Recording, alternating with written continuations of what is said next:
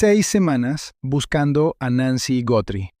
6 semanas de preguntas sin respuesta sobre Tommaso Cion, el yerno que la llevó a su casa esa noche y que no ha hablado públicamente desde entonces. Sobre Annie Guthrie, cuyo carro estuvo semanas en custodia policial, desarmado en una búsqueda exhaustiva antes de ser devuelto. Sobre Dominic Evans, el compañero de banda de 19 años, con antecedentes penales por robo y asalto, cuya estatura, complexión y vello facial coinciden con cada detalle de la descripción del sospechoso del FBI.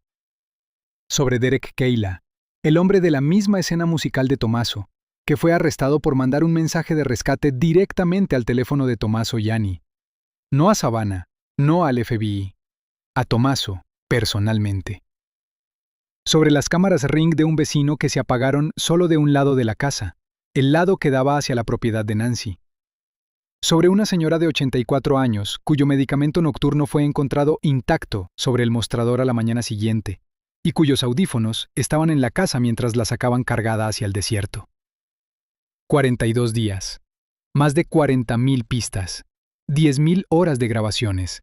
El FBI, aduanas y protección fronteriza, perros rastreadores de cadáveres, genealogía genética. Un equipo de trabajo dedicado operando desde un edificio federal. Y ni una sola persona ha sido nombrada sospechosa. Ni un solo sujeto de interés. Ni un solo arresto. Mucha gente se está haciendo la misma pregunta ahorita. ¿Este caso está estancado porque quien lo hizo fue muy bueno? ¿O porque algo está saliendo muy mal? Esta semana, el Arizona Republic puede haber respondido esa pregunta. Porque el hombre a cargo de esta investigación, el que liberó la escena del crimen en menos de 20 horas, el que mandó el ADN a Florida en lugar de a Quantico, el que contradijo al FBI sobre evidencia en televisión nacional. Ese hombre fue forzado a salir de su primer trabajo en seguridad pública hace 44 años, después de patear a un sospechoso en la cabeza con suficiente fuerza como para mandarlo a terapia intensiva. Estuvo suspendido 37 días en 6 años, renunció para evitar que lo corrieran, y le agregó 2 años a su currículum para tapar el hueco. Se llama Chris Nanos. Es el sheriff del condado de Pima. Y este video trata sobre lo que su historial le ha hecho a esta investigación. Antes de hablar de lo que Nanos hizo mal en el caso Guthrie, necesitas entender quién era antes de que Nancy desapareciera. Porque este no es un hombre que de repente se volvió descuidado bajo presión. Este es un hombre cuya carrera comenzó con el tipo de expediente del que la mayoría de los oficiales no se recuperan. El Paso, Texas, 1976. Chris Nanos tiene 20 años. Se une al departamento de policía y lo asignan a operaciones de señuelo, haciéndose pasar por carnada para atraer traficantes y criminales callejeros. En sus primeros años, empieza a acumular suspensiones. No una, no 2. A lo largo de 6 años en El Paso, fue suspendido por un total de 37 días. Las infracciones iban desde llegar tarde hasta faltar turnos completos, apuestas fuera de servicio e insubordinación. Y luego estaba el uso de la fuerza. Registros policiales, revisados por el Arizona Republic, describen un incidente hacia el final de su tiempo en El Paso, donde Nanos supuestamente le dio una patada a un sospechoso de robo durante un arresto con suficiente fuerza como para mandarlo a terapia intensiva. Eso le ganó una suspensión de 15 días, la penalización individual más larga de su expediente. El departamento describió un patrón de lo que llamó ineficiencia consistente. En palabras simples, estaban armando el caso para despedirlo. Nanos no esperó a que eso pasara. En 1982 renunció. Y en algún punto entre salir de El Paso y llegar a Arizona, le agregaron 2 años a sus fechas de servicio. Su currículum oficial decía que había estado en El Paso hasta 1984. Terminó en 1982. Cuando el Arizona Republic cuestionó al departamento al respecto esta semana, un vocero emitió un comunicado llamando ambas discrepancias de naturaleza administrativa y sin intención de engañar. El comunicado no abordó la acusación de que renunció para evitar ser despedido. Avancemos rápido. Nanos llega al condado de Pima, construye una carrera, sube de rango, se convierte en sheriff. Y en 2015, el FBI abre una investigación en su departamento por mal uso de fondos de decomiso civil. Dinero confiscado en casos criminales que se supone debe volver a las operaciones de seguridad pública. Lo que los investigadores descubrieron fue que cientos de miles de dólares habían sido redirigidos cenas de premiación y $20,000 gastados en construir una cocina comercial dentro del departamento para que operara un café. Un café supuestamente conectado a la sobrina de uno de los jefes de Nanos. El subjefe Chris Radke fue imputado con cargos federales en 2016. Mientras aún estaba bajo investigación, Radke se quitó la vida. Nanos no fue imputado, no fue acusado. Pero la investigación ocurrió dentro de su casa, bajo su supervisión, en su guardia. Y su respuesta te dice todo lo que necesitas saber sobre cómo maneja el escrutinio. Fue a KGUN, una estación local de Tucson, y llamó basura el trabajo del FBI. Dijo que estaba absolutamente molesto con el FBI, retó a la agencia a que se parara y admitiera que todo era una mentira total. El ex subjefe Richard Castañar le dijo después al Daily Mail que Nanos tiene un gran desdén por el FBI, que guarda rencor desde la investigación de 2015. Y ese desdén, ese rencor, es el hilo que atraviesa cada decisión que ha tomado en el caso Guthrie. Las elecciones de noviembre de 2024. Nanos busca la reelección. Su oponente es la teniente Heather LaPen, una de sus propias agentes. Semanas antes de la votación, Nanos la pone en licencia administrativa, la confina a su casa durante horas laborales y limita su capacidad de hacer campaña. También suspende al sargento Aaron Cross, presidente del sindicato de agentes, quien había sido fotografiado sosteniendo un letrero que decía: «Los agentes no quieren a Nanos». Tanto LaPen como Cross presentaron demandas federales. El supervisor del condado, Matt Hines, le pidió al fiscal general y al fiscal federal que investigaran las movidas como posible manipulación electoral. Nanos ganó por 481 votos, 481 de todo un condado. Piensa qué tipo de líder suspende al presidente de su propio sindicato por sostener un letrero. Piensa qué tipo de líder saca de circulación a su contrincante política semanas antes de las elecciones en lugar de debatirla con argumentos. Eso no es confianza. Eso es un hombre que aprendió en 44 años que cuando alguien lo desafía, no responde al desafío, elimina al que lo desafía. Antes de que Nancy Guthrie desapareciera, 85 de 86 agentes del departamento del sheriff del condado de Pima habían votado en contra de Chris Nanos, el 98%. No son críticos anónimos de Internet. Son los oficiales que viajan en sus patrullas, ejecutan sus órdenes, procesan sus escenas del crimen e investigan sus casos. El 98% de ellos miró al hombre que les daba órdenes y dijo: «No confiamos en esta persona para liderarnos». Esa votación ocurrió antes del caso Guthrie. No fue una reacción a cómo manejó lo de Nancy. Fue un veredicto sobre quién ya era. Ese es el hombre que llegó a la casa de Nancy Guthrie el 1 de febrero. Y durante las primeras horas lo hizo bien. Se presentó personalmente, algo que le dijo a los reporteros que rara vez hace en casos de personas desaparecidas. Llamó a investigadores de homicidios. Reconoció que la escena no parecía una desaparición normal.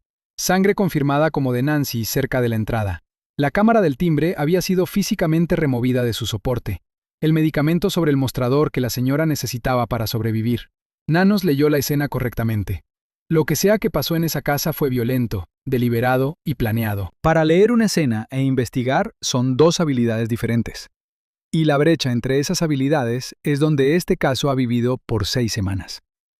La casa debió haber sido tratada como un sitio forense de largo plazo.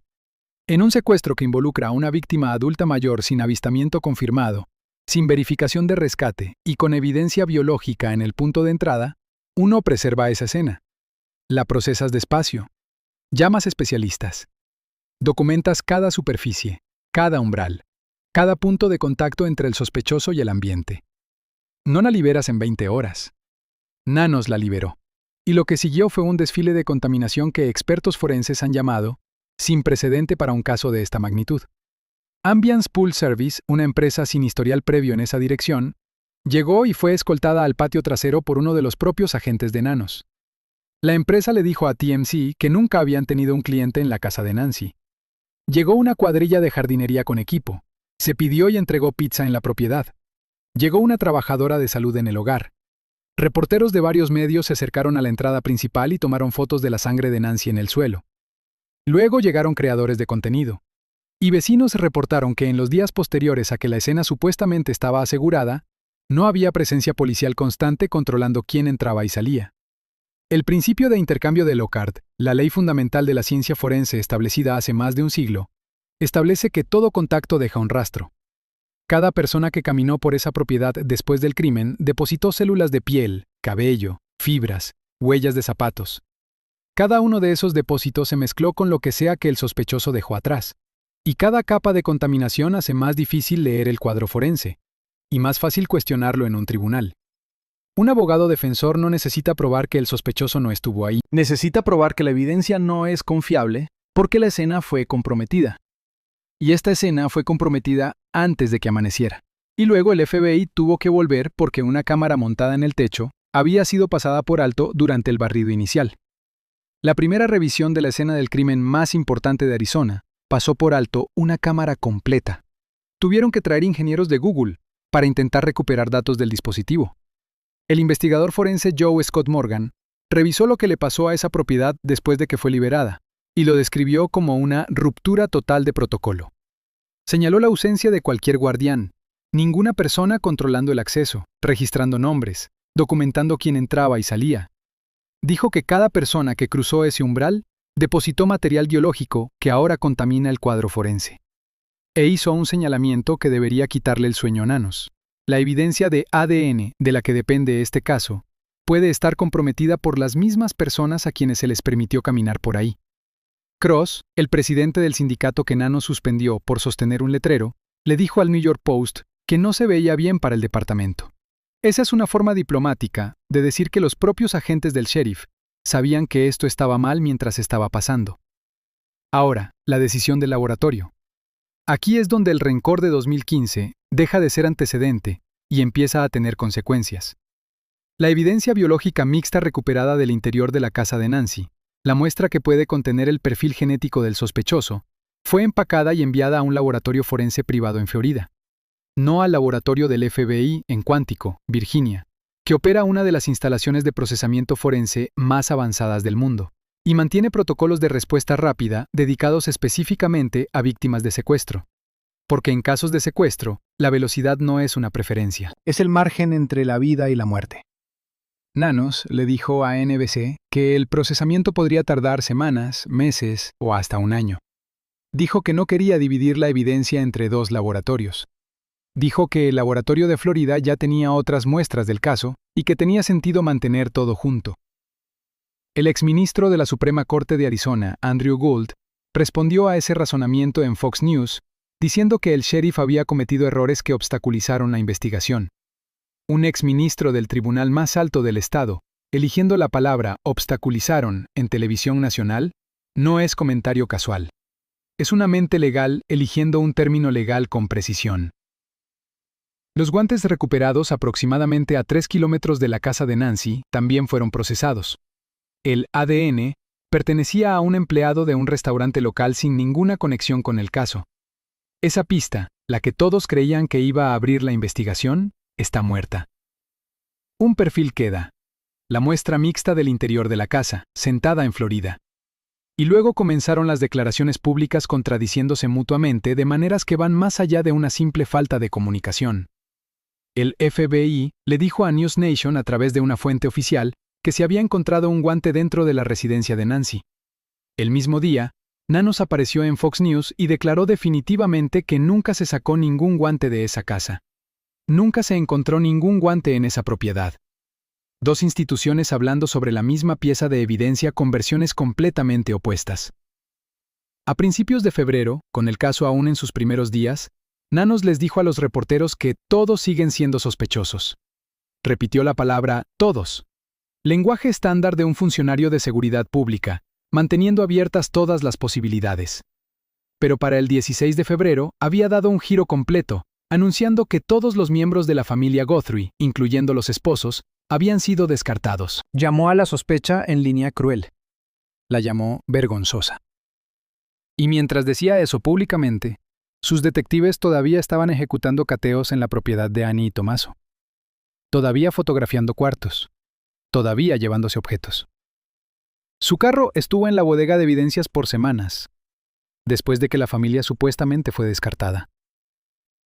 4 organizaciones de noticias distintas, ABC, CBS, NBC y CNN, cada una reportó a través de sus propias fuentes independientes en seguridad pública que la figura enmascarada había aparecido en la puerta de Nancy en múltiples ocasiones, antes de la noche en que desapareció. Los medios citaron evidencia visual específica, imágenes mostrando al sospechoso con y sin equipo, en lo que parecían ser visitas diferentes. El departamento del sheriff emitió un comunicado escrito llamando los reportes puramente especulativos. En lugar de organizar conferencias de prensa estructuradas, donde todos los reporteros escuchan la misma información al mismo tiempo, Nancy se sentó con medios individuales por separado. Fox News obtuvo una versión, NBC otra, Daily Mail una tercera, BBC una cuarta. Cada entrevista produjo un relato ligeramente diferente del estado de la investigación. El agente especial supervisor y retirado del FBI, James Gagliano, identificó esto como una falla fundamental de mensajes. Dijo que la información se estaba liberando a cuentagotas, las cosas se desdecían, las cosas se declaraban incorrectamente. La agente especial retirada del FBI, Robin Drake, ofreció una evaluación que conecta el problema de comunicación con la propia investigación. Describió a Nancy funcionando como un hoyo negro de ruido involuntario, absorbiendo la atención mediática y generando controversia de una manera que mantiene a la prensa enfocada en el sheriff, en lugar de en la evidencia. La historia se vuelve sobre Nance, sobre sus contradicciones, sobre sus entrevistas. Y mientras la historia es sobre Nance, no es sobre el ADN. No es sobre el sospechoso. No es sobre Nancy. Drake también planteó una preocupación estructural que va más profundo que las malas conferencias de prensa. Sugirió que el voto de 98% de no confianza puede haber creado una situación donde los detectives que trabajan el caso no le informan completamente a su propio sheriff. Si los investigadores saben que lo que sea que compartan con Nanos podría terminar en una entrevista en solitario con Fox News a la mañana siguiente, dicho de manera incorrecta, en mal momento, o directamente contradicho por algo que le dijo a NBC una hora antes, protegen el caso limitando lo que sube. Nanos habla desde información incompleta. Las declaraciones públicas salen mal. La prensa reporta las contradicciones. La investigación se ahoga en ruido mientras el trabajo real ocurre alrededor del sheriff, no a través de él. Esa dinámica, los detectives trabajando a pesar de su liderazgo en lugar de gracias a él, es lo que hace que el siguiente conjunto de fallas sea tan dañino, porque estos no son solo problemas de comunicación. Son decisiones operacionales que pueden haber destruido evidencia y cerrado ventanas que no pueden volver a abrirse. La capacidad de rastreo por Bluetooth puede ser la pérdida más significativa. El marcapasos de Nancy sincroniza datos a través de Bluetooth. Los investigadores equiparon un helicóptero con tecnología capaz de detectar esa señal desde el aire, volando en patrones de cuadrícula sobre el desierto que rodea el vecindario de Nancy. Si el marcapasos aún transmitía, aunque fuera débilmente, el detector podría triangular su ubicación. Sin orden judicial necesaria para espacio aéreo, sin equipo terrestre alertando a nadie, silencioso, invisible. Esa capacidad fue reportada en la prensa antes de que se hubieran cubierto todos los cuadrantes, antes de que la tecnología hubiera tenido su oportunidad completa de funcionar. Quien sea que esté reteniendo a Nancy, o quien sea que se haya deshecho de ella, se enteró por las noticias de la noche que un helicóptero podía encontrar su marcapasos. La señal no ha sido detectada desde entonces. El perímetro de búsqueda fue establecido a 3 kilómetros de la residencia de Nancy. Una cámara Ring de una pareja en camino real, aproximadamente a 4 kilómetros, grabó un vehículo a las 2:36 de la madrugada del 1 de febrero. La línea de tiempo coincide precisamente con la última transmisión del marcapasos, 8 minutos antes. Esa cámara quedó fuera de la zona de búsqueda. La pareja presentó el video por iniciativa propia después de ver la cobertura de noticias. Las autoridades nunca los contactaron. El perímetro no fue extendido hasta casi 4 semanas después. También salieron reportes de que, a pesar de las declaraciones públicas sobre coordinación con las autoridades mexicanas, algo relevante dado que Tucson está a solo 100 kilómetros de la frontera, y la posibilidad de que Nancy hubiera sido transportada al sur por la Interestatal 19, las autoridades mexicanas les dijeron a los reporteros que no se había hecho ninguna solicitud formal. El lado americano dijo que la cooperación estaba ocurriendo. El lado mexicano dijo que nadie llamó. Una declaración más de esta investigación que no sobrevive el contacto con las personas a quienes dice involucrar. Las Madres Buscadoras de Sonora, una organización voluntaria de México con un récord documentado que supera los 5,000 hallazgos de personas desaparecidas en terreno desértico idéntico al que rodea Tucson, hicieron el viaje a Arizona específicamente para este caso. Las rechazaron. La Armada Nacional Unida ofreció su paquete operacional completo. no recibieron respuesta. El agente retirado del FBI Coe Funderburg cuestionó públicamente por qué Nanos sigue rechazando organizaciones de búsqueda con resultados probados. Y mientras la familia Guthrie grababa mensajes en video para el secuestrador, mientras Savannah ofrecía públicamente $1 millón en efectivo, mientras todo el país estaba mirando, Chris Nanos asistió a un partido de básquetbol de los Arizona Wildcats. Esta semana apareció de nuevo en NBC. Le dijo a la corresponsal Liz Kreutz que los investigadores definitivamente están más cerca. Dijo que cree saber cuál es el motivo detrás del ataque contra Nancy. Declaró que, personalmente, cree que Nancy Guthrie sigue viva y le advirtió al público: no asuman que están seguros, porque esto le pasó a la familia Guthrie. El agente especial retirado del FBI, Steve Moore, respondió en el podcast de Brian Entin con una evaluación que puede ser el cuadro más claro hasta ahora de dónde está realmente este caso. Dijo que la razón por la que la recompensa de $1 millón no ha sido reclamada es sencilla. Las únicas personas con conocimiento de lo que pasó son quienes lo hicieron. Lo han mantenido alejado de todos los demás. No hay ningún testigo externo sentado sobre información. No hay ningún cómplice sopesando si delatarse. El círculo está cerrado. Esa es una declaración significativa de un agente retirado del FBI. Significa que la investigación no puede depender de que alguien llame a la línea de denuncias con la pieza que falta. Significa que el caso se resolverá de manera forense, a través del ADN, a través del análisis de torres celulares, a través de genealogía genética, a través de la meticulosa revisión cuadro por cuadro de 10.000 horas de grabaciones. La ciencia entregará lo que el público no puede. Moore también abordó si la persona responsable podría repetir el crimen. Su respuesta fue directa. Si el motivo no fue económico, si algo más estaba impulsando el acto, entonces lo que los motivó los motivará de nuevo. El impulso no desaparece porque evitaron ser detectados, se refuerza.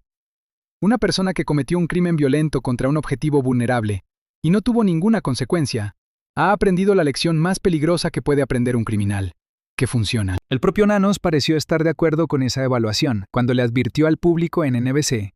Pero estar de acuerdo y actuar son cosas diferentes.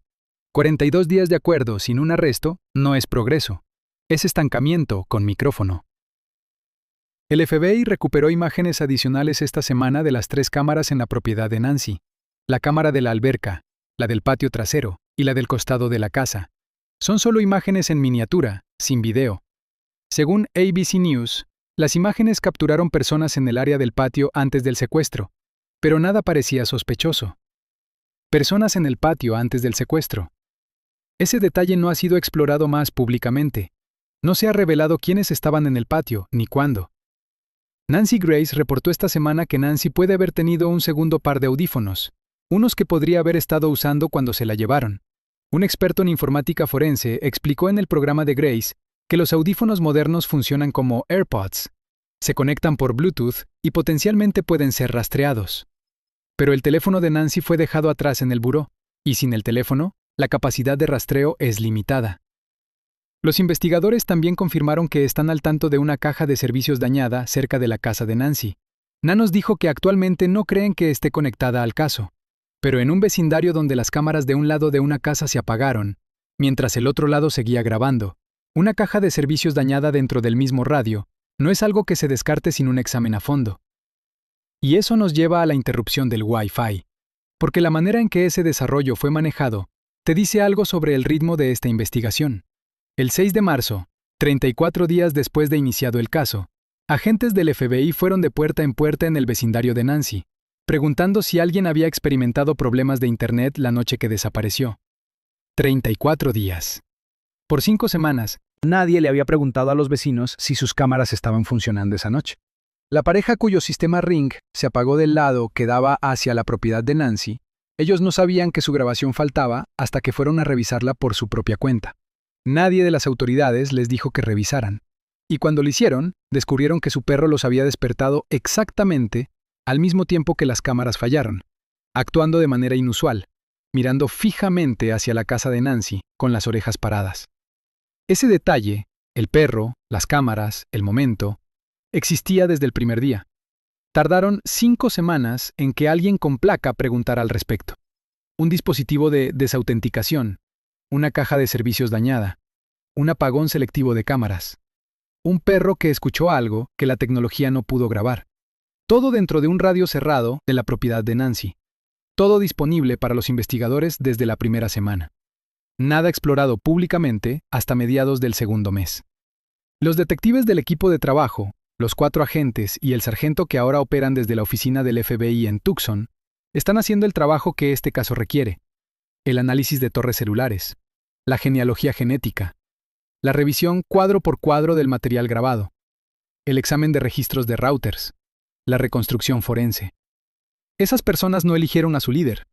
Están operando dentro de una estructura construida por un hombre que acumuló 37 días de suspensiones antes de tener la edad para rentar un carro. Un hombre que llamó basura a una investigación del FBI dentro de su propio departamento.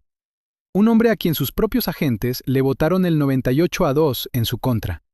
Un hombre que liberó una escena del crimen en horas, mandó el ADN al laboratorio equivocado, contradijo a sus socios federales en televisión nacional, arruinó una operación de rastreo del marcapasos al dejar que se filtrara, trazó un perímetro de búsqueda que omitió evidencia crítica, rechazó a organizaciones con miles de recuperaciones exitosas, asistió a un partido de básquetbol durante una crisis de secuestro, y salió en cámara esta semana a decir que cree saber por qué sucedió todo esto, sin ofrecerle al público nada más que una advertencia de mantenerse alerta.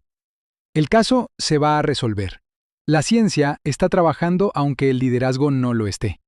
La genealogía genética identificó al asesino del Estado Dorado después de 40 años de silencio. Conectó a Bryan Kohberger con los asesinatos de Idaho en semanas. No requiere una denuncia, no requiere una confesión. Requiere un familiar lejano en una base de datos pública. Una rama en un árbol genealógico. Un nombre. Y cuando ese nombre aparezca, cuando el ADN se resuelva, cuando los datos de torres celulares colapsen en un dispositivo específico, cuando las 10.000 horas de grabaciones produzcan el cuadro que identifique el vehículo, la pregunta no va a ser quién lo hizo. La pregunta va a ser, ¿cuánto más rápido se hubiera podido resolver esto si la escena del crimen hubiera sido preservada? ¿Si el ADN hubiera ido a cuántico? ¿Si el perímetro de búsqueda hubiera cubierto 5 kilómetros en lugar de 3? ¿Si la tecnología del marcapasos hubiera podido terminar su barrido? ¿Y si el hombre a cargo de la investigación no hubiera sido el mismo que le dio una patada a un sospechoso en la cabeza en El Paso y pasó los siguientes 44 años asegurándose de que nadie se enterara? El medicamento nocturno de Nancy Guthrie, la dosis de las 10 de la noche, que se suponía debía tomar minutos después de que la dejaran en su casa el 31 de enero, fue encontrado intacto sobre el mostrador de su cocina. Sus audífonos estaban en la casa. Su teléfono estaba en el buró. Su carro estaba en la cochera. Tenía 84 años. Pesaba unos 68 kilos. Y no ha sido vista ni escuchada desde que su marcapasos envió su última señal a las 2:28 de la madrugada. En el tercer día de esta investigación, Nanos les dijo a los reporteros algo que, con el tiempo, se ha convertido en la frase definitoria de su carrera. Dijo: «No estoy acostumbrado a que todos estén pendientes de cada palabra que digo y luego me hagan responsable de lo que digo». Tenía razón. No estaba acostumbrado. Había operado por décadas sin este nivel de escrutinio. Un voto de no confianza del 98% no generó atención nacional. La investigación del FBI de 2015 no lo puso en cada pantalla de televisión en América. El expediente de El Paso estuvo en un archivero por 44 años antes de que un periódico lo sacara. Nancy Guthrie cambió todo eso. Y ahora, el hombre que no estaba acostumbrado a ser responsabilizado, está siendo responsabilizado por todo un país. Y el país lo está viendo fallar. Alguien sabe. Y la evidencia en el laboratorio, en los servidores, en los registros de torres celulares, viene por ellos, esté listo o no el departamento del sheriff. Suscríbete, activa las notificaciones, deja un comentario y dime, después de todo lo que acabas de escuchar, ¿crees que esta investigación fue manejada de la manera que Nancy Guthrie merecía? Porque la respuesta a esa pregunta es la respuesta a por qué ella todavía no ha sido encontrada.